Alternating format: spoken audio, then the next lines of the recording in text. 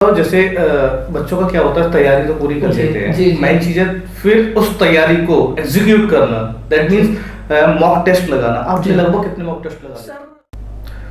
नमस्कार, coffee with toppers में मैं सुमित पाठक आज ऐसे शख्स से मुलाकात कराने जा रहा हूं जिन्होंने Delhi police, SSC GD, SSC CHSL में अपना परचम लहराया है और भी आगे की तैयारियों के लिए अभी भी अग्रसित हैं। चलिए आपकी मुलाकात कराते हैं अवधेश मिश्रा जी। अवधेश मिश्रा, ये बताइए आपको यहाँ आके कैसा लग रहा है? सर बहुत बेस्ट लग रहा है। अच्छा, तो ये बताइए आपके जो एक गांव से निकल के जी यहाँ तक के सफर पे पहुंचने पे आपको क्या क्या मुश्किलों का सामना करना पड़ा? सर मुश्किलों का तो बहुत सामना करना पड़ा है सर। जैसे सर इंटर में क्वालिफाई जब किया तभी भी हमको बहुत मुसीबत करना पड़ा। बाद में जब हम कंपटीशन में आ गए तभी भी बहुत, क्योंकि मेरे गांव वाले हमको इतना अपनी मतलब वो देखना नहीं चाह रहे थे कि मैं नौकरी पाऊँ। वो तो हमारे पीछे इतना लगे हुए थे। तो मतलब मेरा ये था कि सबसे दूर रहो, अपना अकेले हम रहते थे, अपना मेहनत करते रहते थे बस। अच्छा, एक बात बताओ जैसे क्या होता है कि हम स्कूल में टॉपर रहते हैं या फिर एकेडमी में और आगे पढ़ाई करते हैं उसमें टॉपर, ऐसा कभी हुआ आपके साथ? जी जहाँ पे रहे, बस मेरा एक यही सिद्धांत था कि हमको सबसे आगे रहना है क्लास में, चाहे कोचिंग में हूँ, चाहे इंटर में था, चाहे जहाँ मतलब जो कंपटीशन किया सब में किया। मतलब मेरा एक ये रहता था कि हम सबसे आगे ही रहूँ।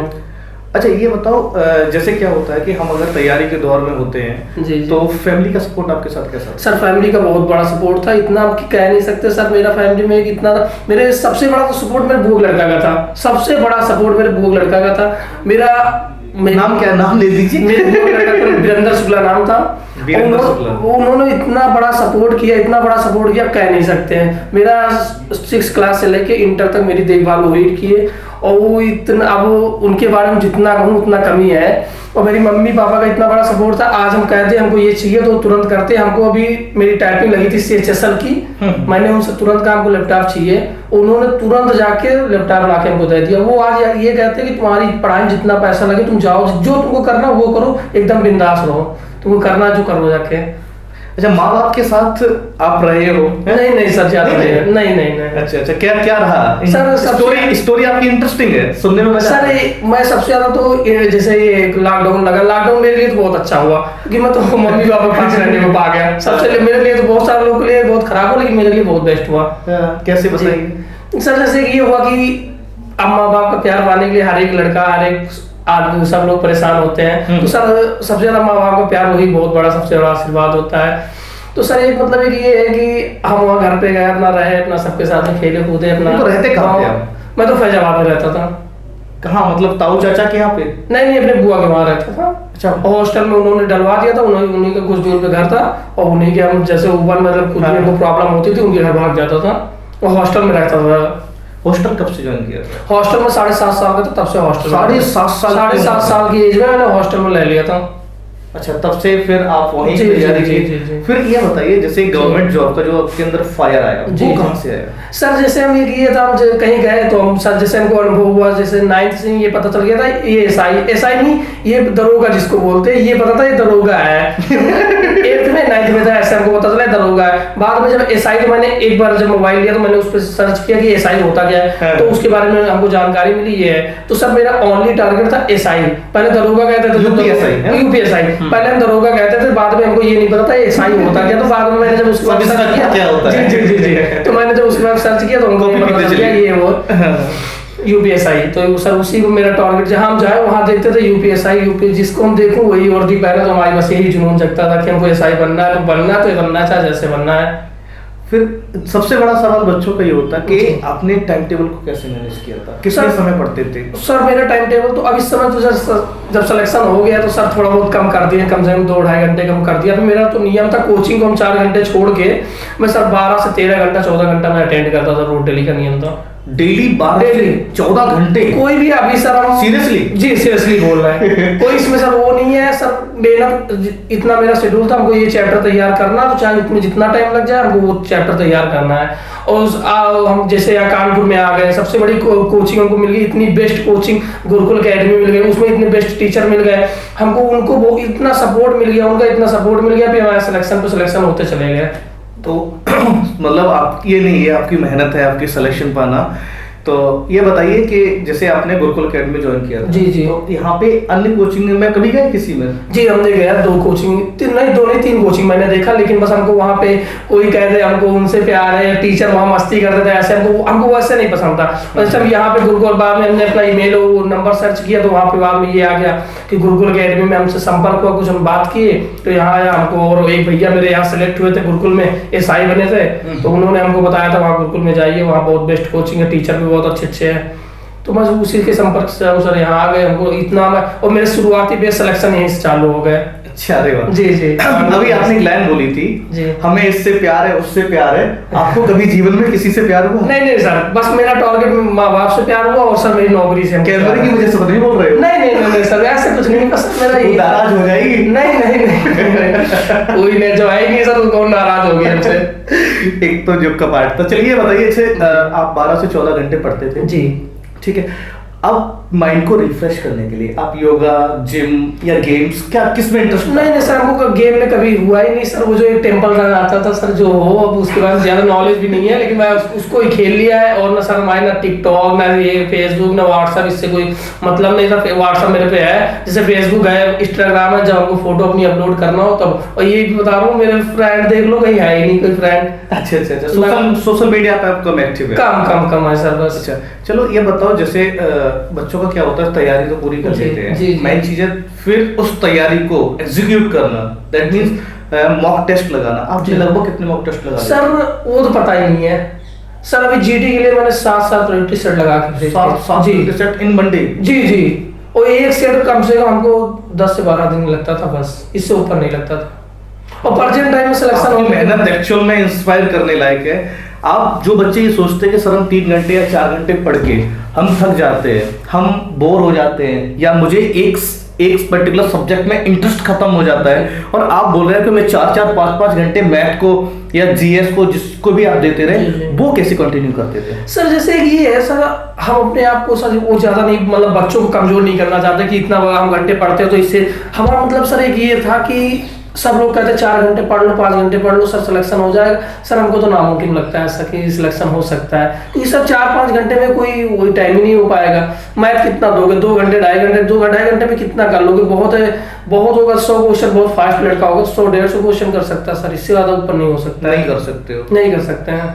अच्छा ये बताइए, कभी किसी टीचर की बात से इंस्पायर हुए? कभी क्या चीज सर? जैसे बैच, ऑफलाइन बैच लेते हो, मैंने आपको पढ़ाया, कभी किसी टीचर की बात से इंस्पायर हुए हो आप? जी, मजाक में या हंसी में, क्या मोटिवेशन देते वक्त किस टीचर का क्या? सर जैसे हम गुरुकुल में आए सर, यहाँ पे हमको बहुत तो टीचर मोटिवेशन देते रहे, हम उसको बच्चे हंसी में कर दे, ये कर दे, हमको उससे मतलब हम अपना सुनते थे और उसको अपने दिल पे लेते थे कि कैसे भी करके हमको उसको लेके हमको अपने समझना है। हमारे आंसू भी आ गए, ऐसे टीचर हमको मतलब मोटिवेशन पूरे बच्चे को किया, ऐसा हम को नहीं किए, पूरे बच्चे को हमारे साथ गुरुकुल के जितने टीचर थे सब किए, मोटिवेशन किए। तो उसमें हम समझते थे, उसको हम गौर भी करते थे, ये नहीं कि हम इस कान से सुने उस कान से निकाल दें, हमारा ये सब नहीं था।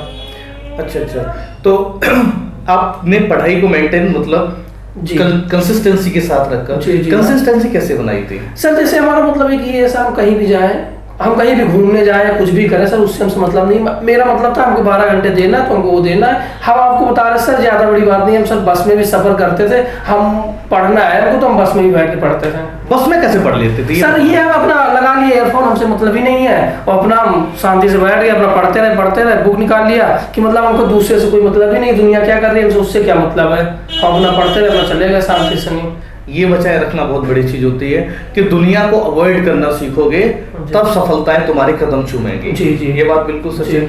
चलिए ये बताइए, जैसे हमारे बच्चे आपको देख रहे हैं, बहुत सारे व्यूअर्स हमें आपको देखेंगे आने वाली वीडियो में, तो वो अपने आप को कैसे पैम्पर रखें, कैसे मोटिवेट रखें, क्या कहना चाहोगे? सर एक ये कंटिन्यू सर, पढ़ाई हो चाहे जो चीजें जिस पे लगा दे अपना मन, उसको कंटिन्यू करें, हम अगर सफलता पाते चले जाएंगे सर। हाँ, जैसे ये होता है ना, कभी सफलता नहीं मिली, ठीक है, हम डिमोटिवेट हो जाते हैं, कभी हुआ आपके साथ ऐसा? नहीं सर, हमारे साथ तो नहीं हुआ। असफलताएं कम फेस करनी पड़ी। एनडीए में तुमने बताया था कि एनडीए में आपको सफलता? जी सर, उसमें तो सर इतना आ गया था सर, कह नहीं सकते, उसमें तो बहुत बताइए उसके बारे में। सर उसमें तो ऐसा आ गया, बस एक इतनी प्रॉब्लम नहीं थी सर, उसमें इतनी प्रॉब्लम मेरे पे आई, इतनी प्रॉब्लम आई कि सर बस मेरी फैमिली का बहुत बड़ा सपोर्ट हो गया कि उन्होंने बोला कि तुम्हारी प्रॉब्लम्स क्या आई थी? प्रॉब्लम्स क्या थी? सर जैसे मेरा इंटरव्यू नहीं निकला सर, बाहर हो गए, 12 सेकंड से बाहर हुए 5वें इंटरव्यू में। इसका मतलब कुछ नहीं होता 12 सेकंड, लेकिन 12 सेकंड क्या, सुनने में तो मुझे बहुत छोटा सा लग रहा, क्या था 12 सेकंड? सर जैसे उसमें क्वेश्चन आते हैं 25 मिनट का, 25 क्वेश्चन होते हैं, 30 मिनट में आते हैं। तो सर जैसे हमको जब पहले क्वेश्चन 15 क्वेश्चन उसमें लाइन से बोल दिए, इंग्लिश टू इंग्लिश रहती है, हिंदी उसमें एक पॉइंट भी नहीं बोलना पड़ता है, सब पूरा इंग्लिश में रहता है। तो सर वो 15 क्वेश्चन एक साथ में कर देते थे।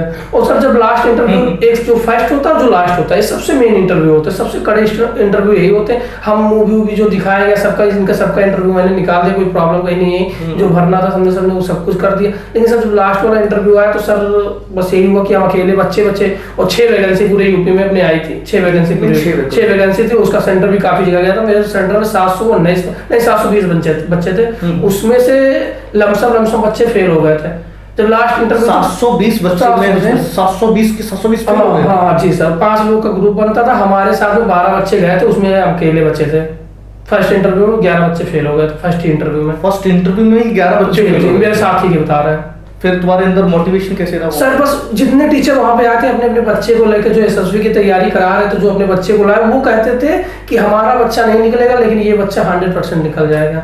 हम वहां भी आप बैठे थे, मतलब इंटरव्यू जितने दिन हम रात भर सोते नहीं थे, हमारा भी सही लगा रहता था कि क्या छूटा, क्या थोड़ा बहुत पढ़ लूँ, क्या इधर उधर से ज्ञान ले लूँ। हम सब टीचरों के पास में जाके सर ये ऐसे बता दीजिए, सर कैसे, क्या कहीं दिक्कत कोई नहीं आया, सर देख लीजिए मेरे अंदर सब कुछ नहीं है कि मैं हम उस लायक ही नहीं। एक मिनट मैं आपको रोकना चाहूंगा, मैं ये जानना चाह रहा हूँ, जैसे आप यूपीएससी की तैयारी के लिए डेडिकेट हुए थे, ठीक है, और एनडीए में तो इंग्लिश का फेस करना पड़ता है। जी, वो इंग्लिश कैसे आपने तैयार की थी? सर इंग्लिश तो सर जैसे शुरुआती में सर जैसे मतलब छोटे क्लास में 6 तक तो इंग्लिश मेरी डाउन थी। बाद में एक ये था कि यूपी बोर्ड से सीबीएसई बोर्ड? नहीं यूपी बोर्ड से है सर। भैया यूपी बोर्ड वाला तो हाथ टाइट होता ना बहुत सर। आपको ये बता रहा हूँ, जब सर 9th में और 10th में जब बैच अलग अलग भी इंग्लिश की चलती है सर, 11th में तो और ही अलग चलती है बैच। तो सर एक ये था कि जब 11th में हिंदी पढ़ाई जाती तो हम इंग्लिश में भागते थे। तब इंग्लिश में भागते हो? अपना जब हमारा इंग्लिश आ जाए तो अपना तो पढ़ ही लेते थे। जब इंग्लिश का अलग अलग डिफरेंस चलता था, जैसे हिंदी का अलग चल रहा है, इंग्लिश का अलग चल रहा है, तो हम भाग जाते थे उसमें। बाद में जब 11th में सुने और 12th में जब सुनो कि इंग्लिश चल रहा तो इंग्लिश उसमें पढ़ने भाग जाता था, अपनी क्लास छोड़ के। अपनी क्लास हमको इंग्लिश पढ़ने में बहुत बेस्ट हो लगता था कि हमको ये लगता था, क्योंकि मेरी यूपीएससी एनडीए का निकालना तो भी हमको इंग्लिश उसमें मजबूत करना था।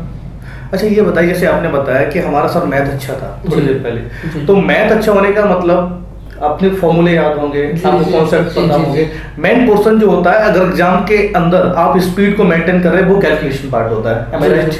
तो कैलकुलेशन को कैसे?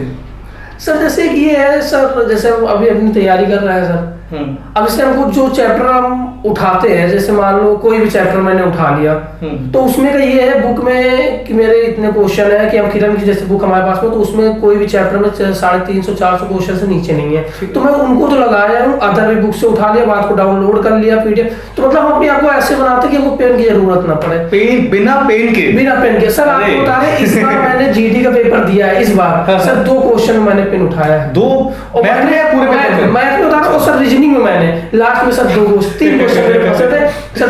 ये बताइए रीजनिंग बताओ कितने क्वेश्चन करके आए थे? सर रीजनिंग में मेरे 19 क्वेश्चन एकदम राइट है। सर मेरा एक सेटिंग अरेंजमेंट का सर आ गया था, ए से लेके जी तक था सर। उसको हमने कंफ्यूजिंग में सेटिंग अरेंजमेंट तो पढ़ाया था हमने। जी पढ़ाया, लेकिन सर उसमें से थोड़ा कंफ्यूज हो गया था। अच्छा चलो कोई बात नहीं, वो ठीक है। ऐसा करना 19 कुछ ऑल ओवर अटेम्प्ट दोबारा में कितना रहा तुम्हारा? सर दोबारा की बात कर रहे हो, जो इस बार दिया हो इसकी बात करो। इसमें 73 मेरे एकदम राइट क्वेश्चन जिसमें पेन छू नहीं सकते हैं। अच्छा जी। और सर जैसे अभी हमने दिल्ली पुलिस का पेपर दे के आया प्रेजेंट टाइम में, तो उसमें वहाँ पे हमको बुलाया गया कोचिंग में हमारा, जैसे इसमें वो भी एसएफ में इंटरव्यू हुआ, तो हमसे सब पूछे, सब लोग पूछे कैसे क्या तैयारी किया। मैंने बोला 90+ मेरे इसमें एकदम राइट है दिल्ली पुलिस में। और सर जैसे मेरा रिजल्ट है 93 क्वेश्चन मेरे राइट थे, बहुत बढ़िया दिल्ली पुलिस में।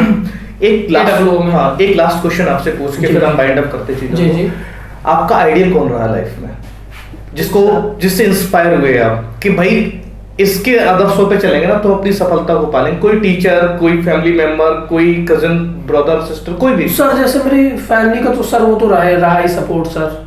वो तो आपने मेंशन कर चुके हो। सर टीचरों का भी बहुत बड़ा सपोर्ट मेरे साथ में रहा। हम क्योंकि कभी एक बात ये था, हम बड़ों का कभी बात इग्नोर नहीं किए हैं। जो वो बोले प्रेजेंट टाइम में तो हम उसको मतलब उस टाइम पे चाहे उसको गौर नहीं किया, लेकिन बाद में उसके बारे में सोचता जरूर था। और सर टीचरों की बात तो कभी नहीं इग्नोर किया है। तो सर यही एक हमारा था शेड्यूल, तो हम बनाते रहे अपना, बस निकालते रहे। मतलब आपने हर किसी की बात को गहराई से जी, सुना, जी, समझा जी। और उस पे इम्प्लीमेंट जी किया। जी जी ऐसा नहीं कि हंस के उसको टाल दिया, नहीं, ये जहां सुना वहीं छोड़ के चले, ऐसा नहीं नहीं किया ऐसा आपने। कभी नहीं किया, अच्छा अच्छा, ऐसा कभी नहीं किया। चलिए आपसे मिलके बहुत अच्छा लगा और धन्यवाद आपके अग्रिम जीवन के लिए अग्रिम शुभकामनाएं, बहुत सारा प्यार। बच्चों बधाइयां दीजिए इनको भर भर के कमेंट में। और चलिए, थैंक यू। धन्यवाद सर।